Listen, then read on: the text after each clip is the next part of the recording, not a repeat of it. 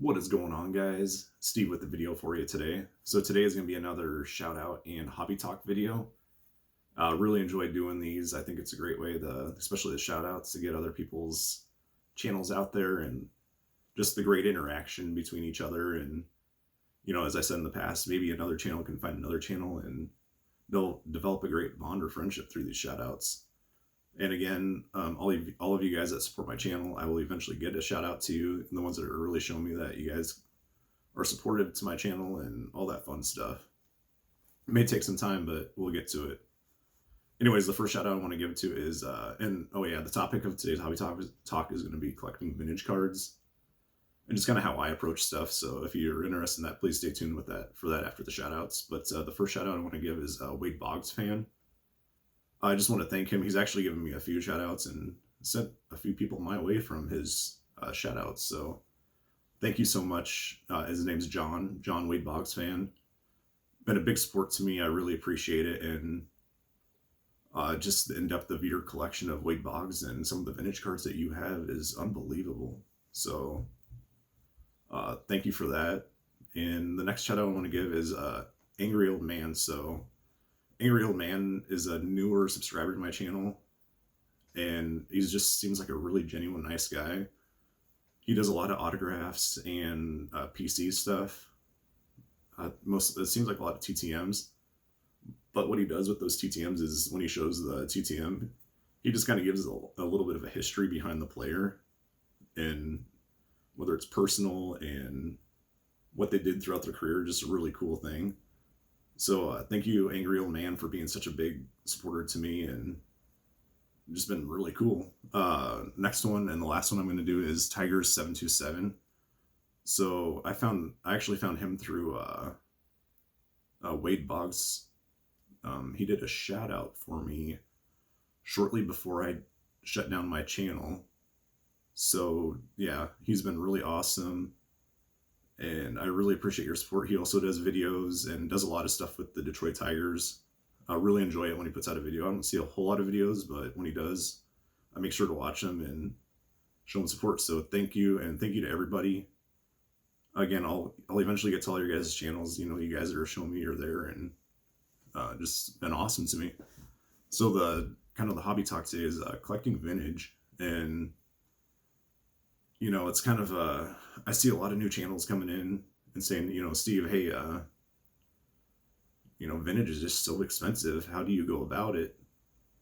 And a couple things I'll tell you is, so the first thing is when you collect vintage cards, it's not a sprint like as much as I can get. It's a slow paced marathon. Fortunately, what you see with my collection is I've been collecting cards since I was pretty much a little kid.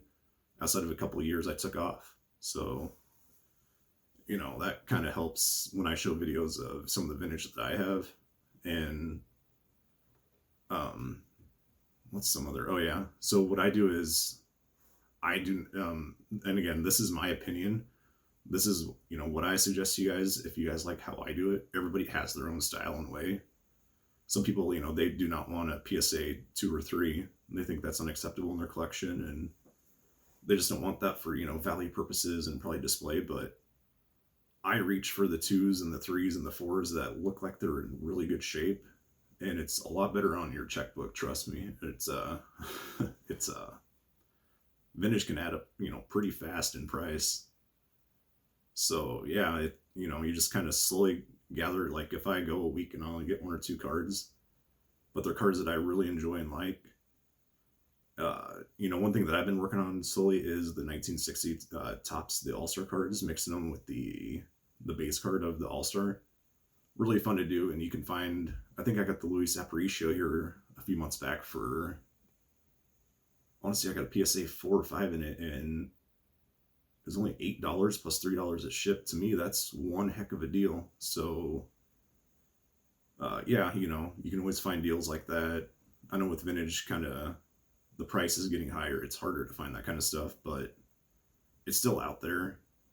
And another thing that I do is I do not mind raw cards in my collection. I know a lot of people think that's a big no-no, but I do not mind raw cards as long as I know who I am buying them from, or it's a very trusted seller on eBay. and I don't even go that route very often. My LCS is a big part of my vintage collection, and a few guys at the local card show. That's really how I go about getting my vintage that's raw. I do not really like eBay, COMC or COMC. I do not mind getting raw cards from, but they're kind of overpriced, and I just don't deal with COMC very much anymore. And let's see, I'd always like to make these videos pretty short. To me, you know, getting these vintage cards or having them, it's kind of like just having history, past history, and it's really cool. Seeing some of these, you know, Hall of Famers that made the players what they are today, you know, allowed them kind of a pathway to, you know, how pretty much the big contracts they get and how much fans adore them. It's just a piece of history that's really fun to have. I wish I could have tapped into more pre-war when baseball cards were more affordable, but obviously that I'm not going to mess with that too much anymore. I might try to snag up a little pre-war here and there if I find a good deal, but with just how much prices are these days, it's, you know, my collection's mostly 1950s on up to modern day. But yeah, again, this is my opinion and this is how I do things. It doesn't mean I'm right. It doesn't mean I'm wrong. Just kind of how I kind of do it. So thank you everyone for watching. Really love doing these hobby talk and shout out videos, and take care and have a good day, guys. Thank you again.